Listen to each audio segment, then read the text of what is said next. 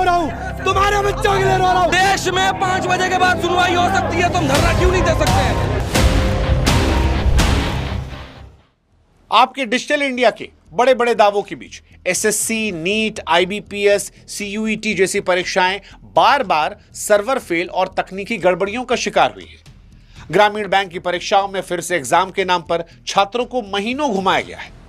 गांव का वो लड़का जो शिक्षक या फिर रेलवे को अपनी आखिरी उम्मीद मान रहा था, वो आज सिर्फ तारीख और नोटिस के चक्कर में फंसा है।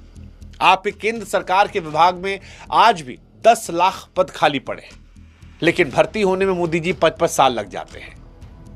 वो लड़का जो 1000 रुपए का फॉर्म लेकर एक कॉम्पिटिटिव एग्जाम की तैयारी करता है, पैसा जुटाता है, फिर कभी 500 कभी 800 किलोमीटर दूर जनरल डब्बे में लटक कर जाता है, लेकिन मोदी जी जब वो पहुंचता है वहां पर तो पता चलता है कि उसका पेपर लीक हो गया है, सर्वर हैंग कर गया है। मतलब कोटा से लेकर प्रयागराज तक मोदी जी आज के दौर में इस देश में हर महीने कोई ना कोई कमरा अंदर से बंद होता है और कोई मां अपना बेटा खो देती है। लेकिन इन सब के बीच में मोदी जी, आपकी सरकार की प्राथमिकता पेपर लीक को रोकने, खाली पद को भरने, माफिया पर सख्त कार्रवाई करने, इन सब की जगह यूजीसी के जरिए कॉलेजेस में जाति को औजार बनाना जरूरी समझती है।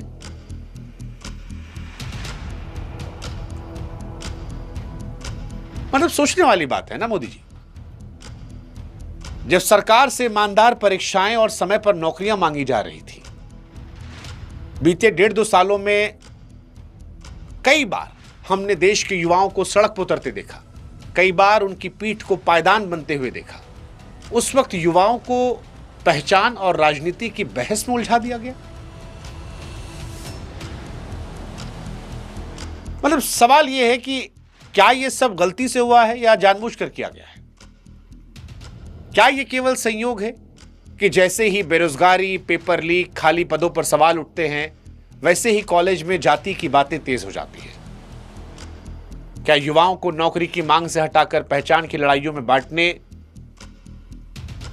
की कोशिश थी, जिम्मेदारी से बचने की? क्या यह सरकार का डर था कि अगर हर वर्ग युवा एक साथ मिलकर रोजगार, भरोसे, सही से पेपर करवाने की बात करेगा तो समस्या हो सकती है?